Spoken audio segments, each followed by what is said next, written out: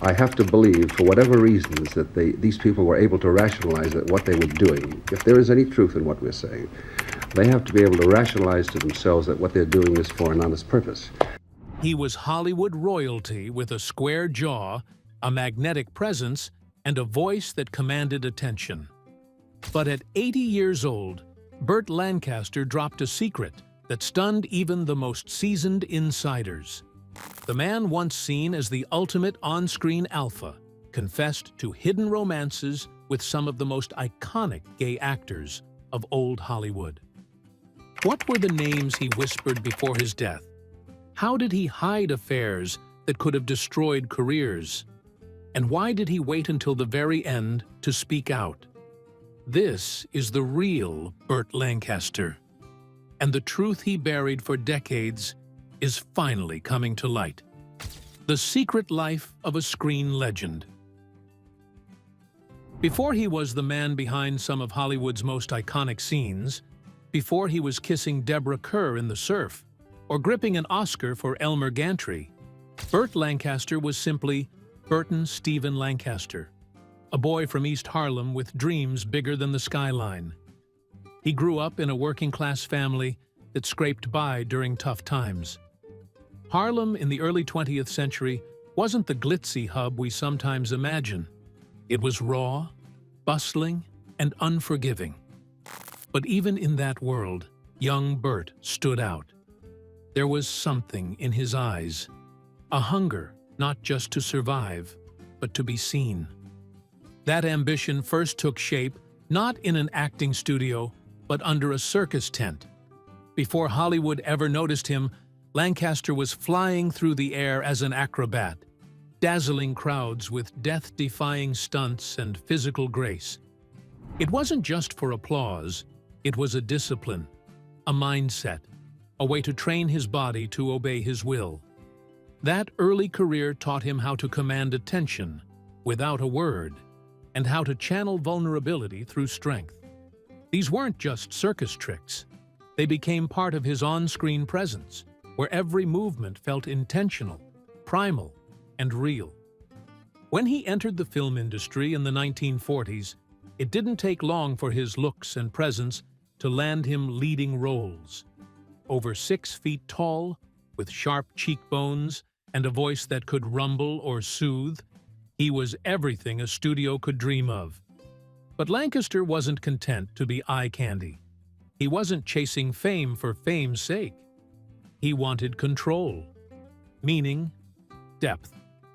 His breakout performance in The Killers, 1946, announced him not just as a star, but as a serious actor. His portrayal of old Swede Anderson, a doomed former boxer, was haunting. You couldn't look away. But the public became aware of a hero, and those near him understood that there was something beneath the facade. Burt was magnetic and charming, as he was deeply private. Even his closest colleagues could not quite read him.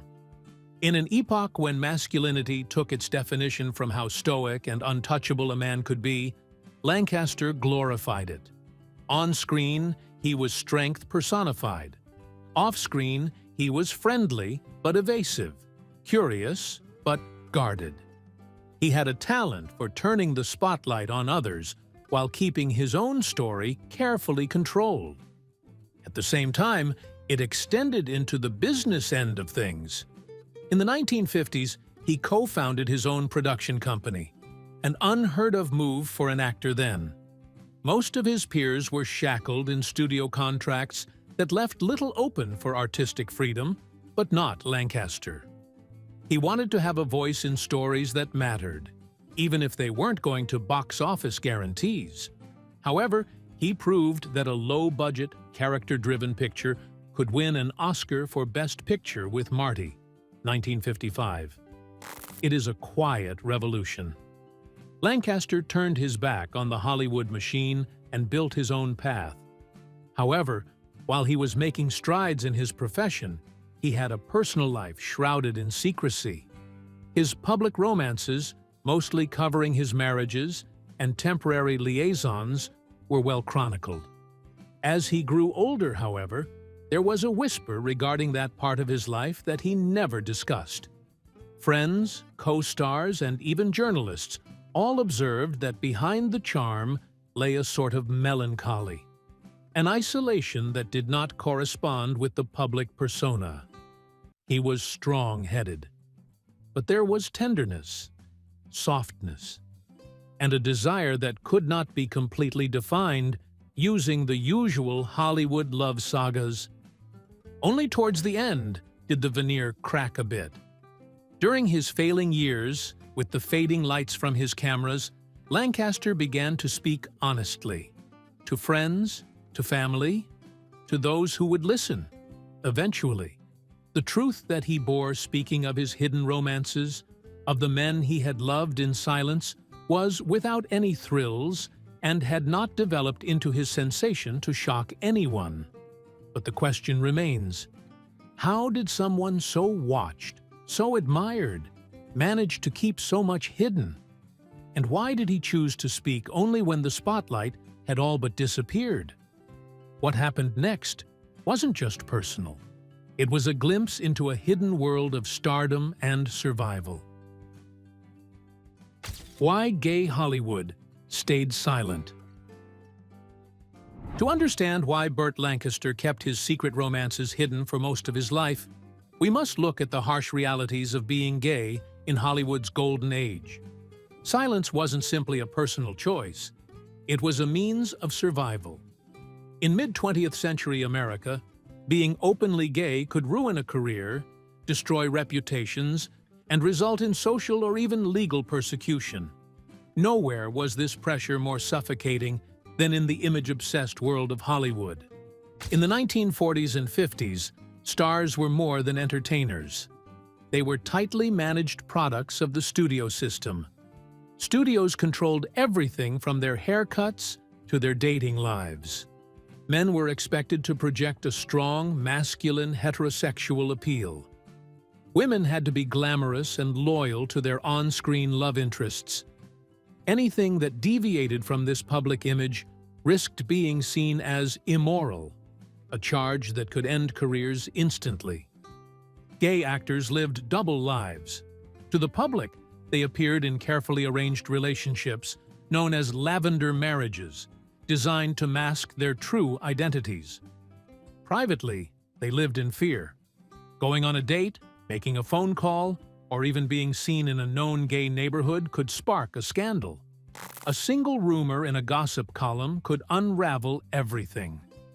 Burt Lancaster understood this climate intimately.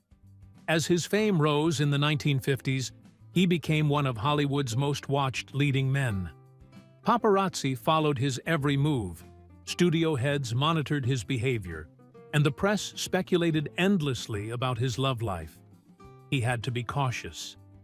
Even some of his closest friends never knew the full truth about his private relationships. For Lancaster, and others like him, secrecy was not about shame, but protection. The emotional ramifications were great. These were not just people who had to hide affairs. They had to hide their actual selves.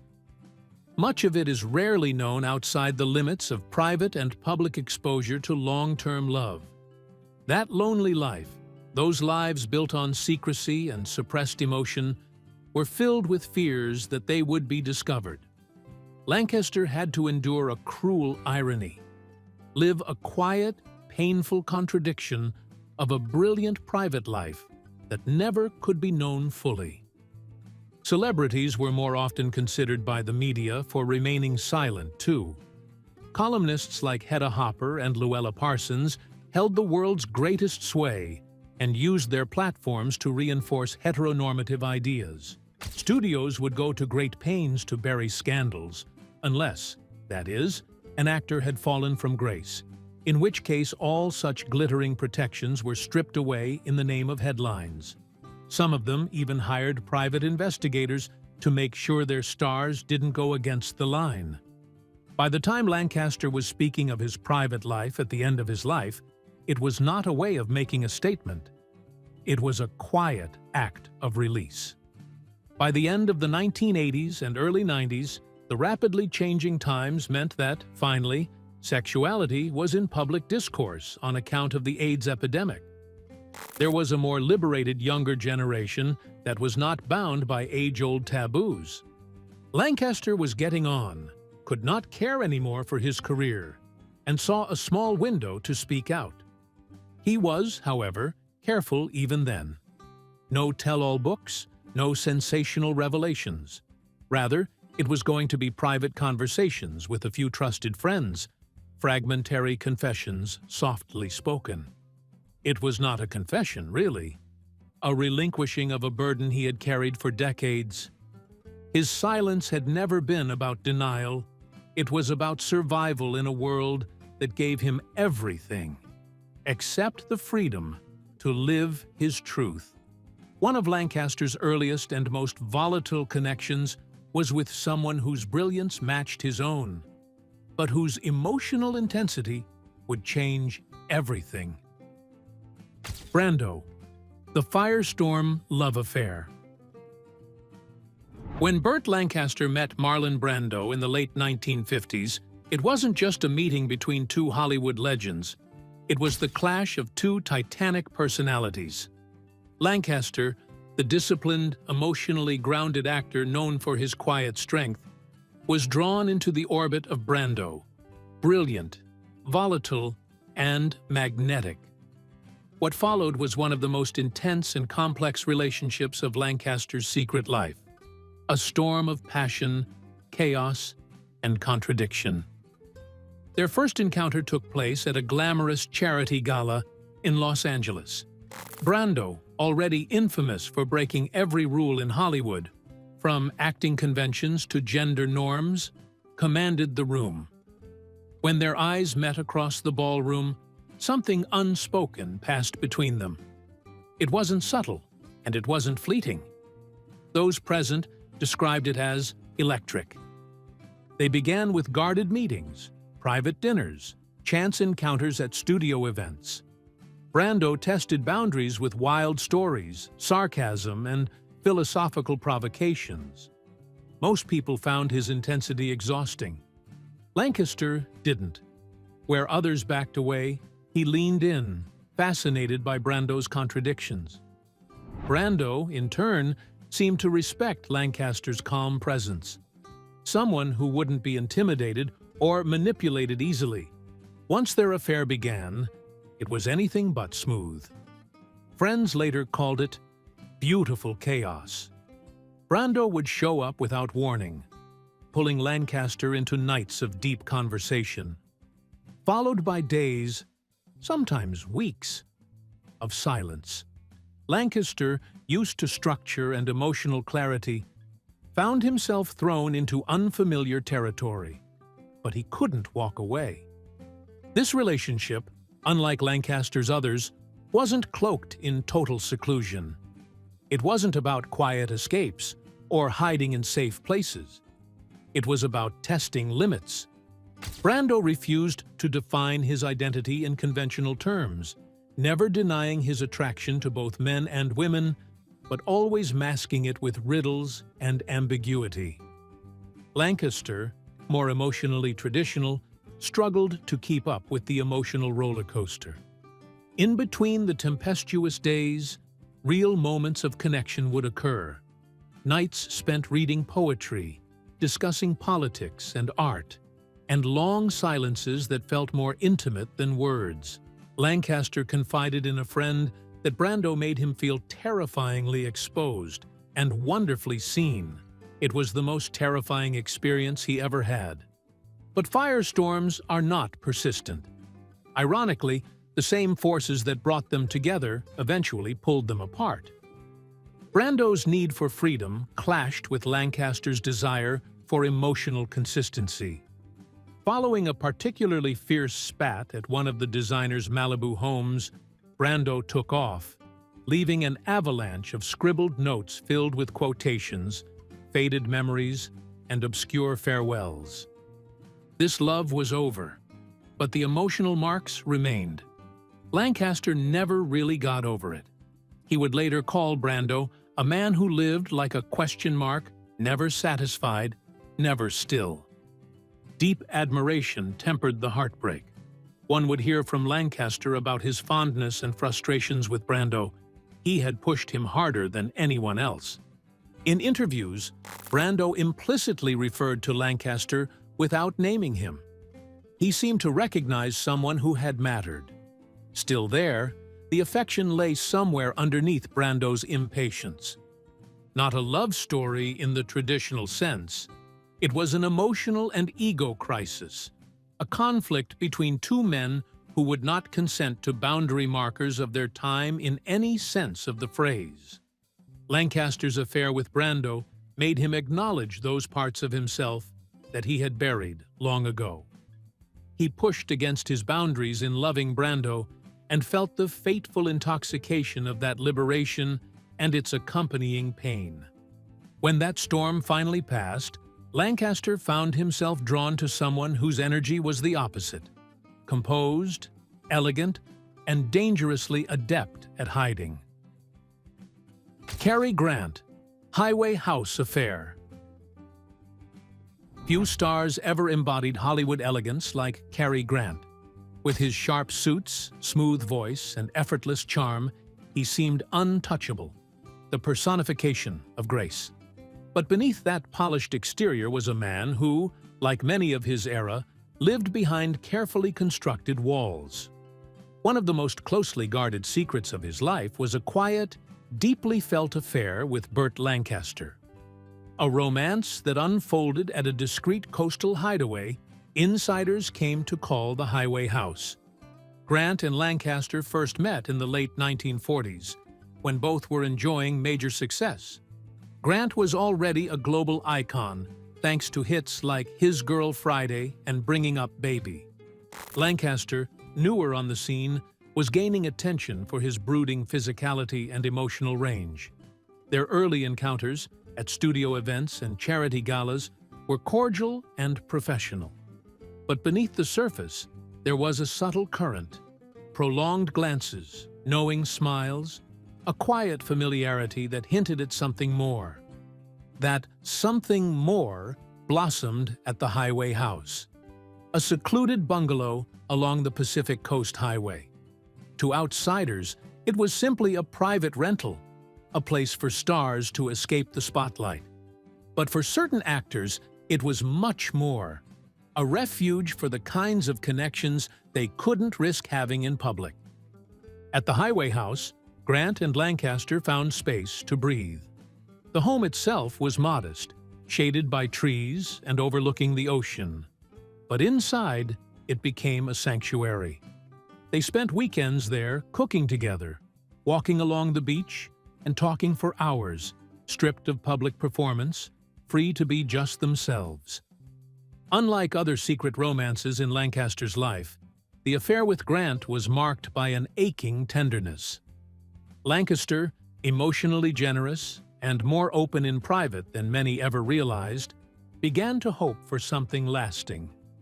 But Grant, wary, cautious, and still fiercely protective of his image, struggled with the risks. He had already spent years deflecting rumors about his long companionship with fellow actor Randolph Scott, and had become a master of controlling perception. The relationship, as described by those who knew Lancaster, was short, bright, and filled with quiet heartbreak. Lancaster desired more than just stolen moments together in bed. Grant could not give him that, as love and fear pulled him in opposite directions. Apparently, their last weekend at the Highway House ended in silence. Grant left early for work. Lancaster sat alone watching the ocean while the sun set. Lancaster always spoke privately near the end of his life about the affair as a summer storm, fierce and short-lived. There was no bitterness, only a quiet sadness. Grant's fears were sympathetic with Lancaster's stricken heart. He remembered slumped in profound longings for what might have been.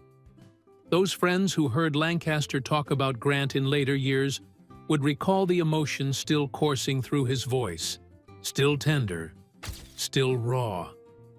What makes the Highway House affair so gut-wrenchingly resonant is not just the mystery, but the humanity in it.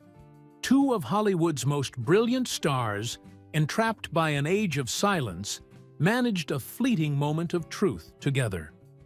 Their story, never published, never filmed, was lived through glances, whispers, and long weekends spent behind closed gates. Lancaster took it with him through the years.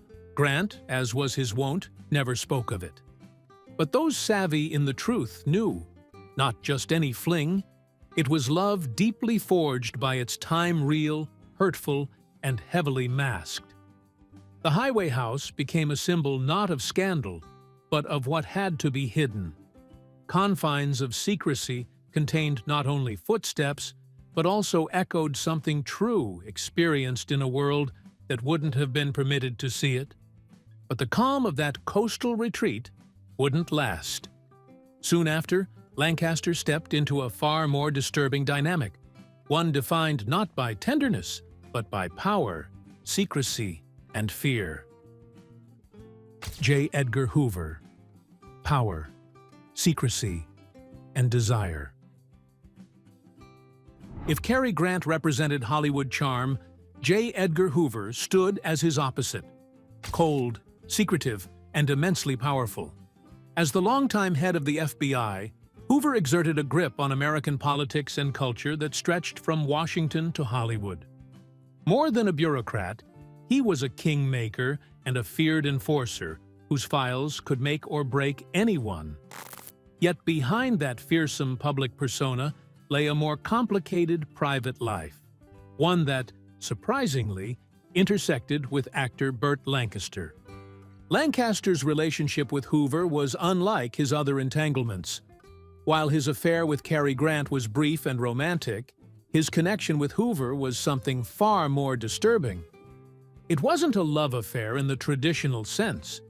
Instead, it was a secretive and uneasy bond, born out of power, control, and mutual need. Their first meeting occurred in the early 1950s at a charity event in Washington, D.C.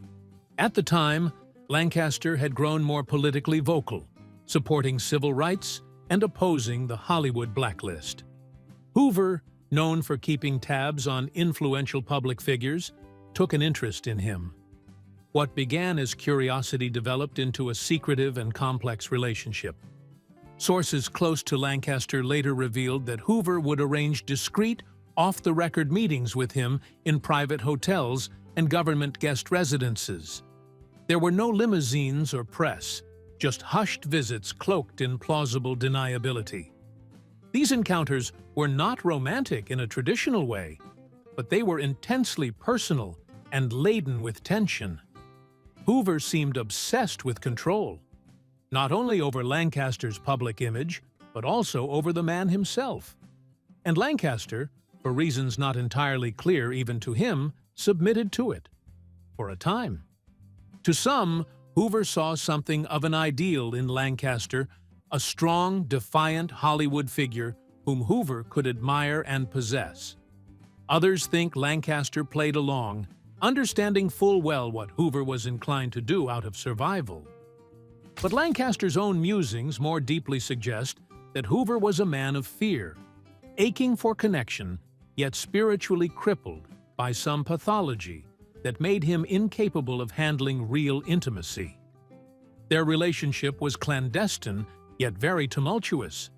Hoover alternated between vacillating generosity and paranoid control.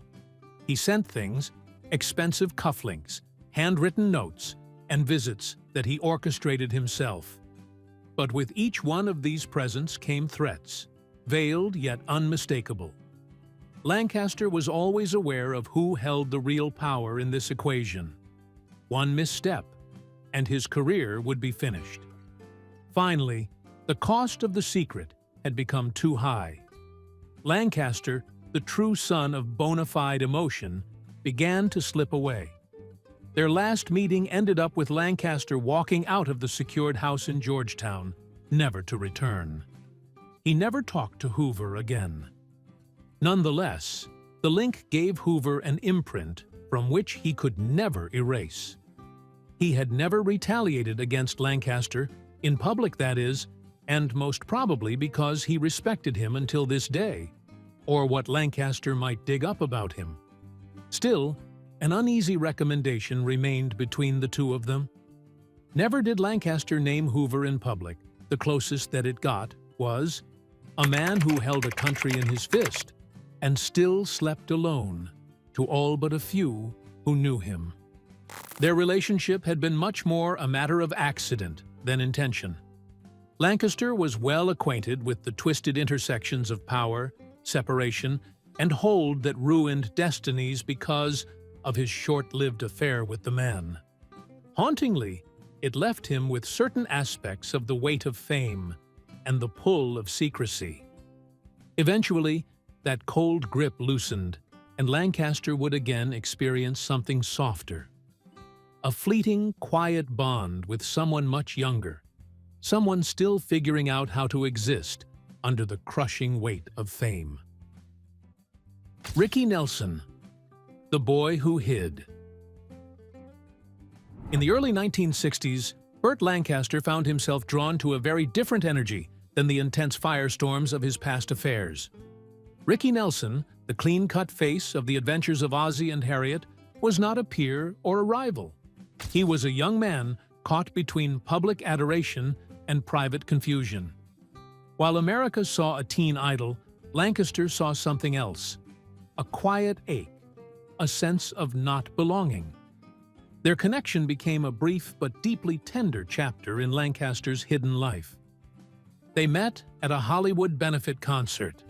Nelson, in his early 20s, was struggling to transition from teen star to serious musician. The world still saw him as a boy, frozen in his television persona. Lancaster, then in his late 40s, noticed the distance in Ricky's eyes, a silence that came not from calm, but from years of suppression. Their friendship grew slowly. Lancaster, empathetic and patient, offered what Nelson had never truly been given, a space to be unsure, to be vulnerable. Nelson, raised in the spotlight and molded by a brand, didn't know how to move without approval. But with Burt, he could just exist. There was no agenda, no pressure, just quiet understanding. In time, the relationship turned intimate. In borrowed beach houses and quiet late-night drives, they found refuge. Nelson, despite his fame, often felt invisible, defined by his image rather than his personhood. Lancaster, long practiced in secrecy, responded with care. This was not a grand romance or a defiant rebellion. It was a moment of shared humanity. Lancaster saw in Ricky not just youth, but a yearning to understand love on his own terms. Not the scripted affection of a studio role, but something real. Ricky brought a kind of fragility that stood apart from Lancaster's other lovers. He wasn't dangerous or dramatic, he was searching. Lancaster later confided to a friend that Ricky kissed like someone always waiting for permission to want. But Lancaster knew all too well that Ricky was not ready, neither for the price nor for the scrutiny. Ricky still had the public to appease, the family legacy to protect, and a very personal war he was still fighting, ever inward. He who was wise and seasoned chose to step aside, not out of rejection, but out of care. Theirs was a quiet parting. No aching hearts, no open confrontation, simply a soft understanding that it was timing instead of feeling that rendered them impossible. Lancaster moved on, cherishing the memory with the grace that he extended to Ricky during his lifetime. Ricky eventually married, had children, and continued to perform. Nevertheless, the turmoil within him remained hidden from everyone. His tragic death in a 1985 plane crash left the world aghast. In the end, life closed not in a pursuit of glamour, but in a quiet, aching search for freedom.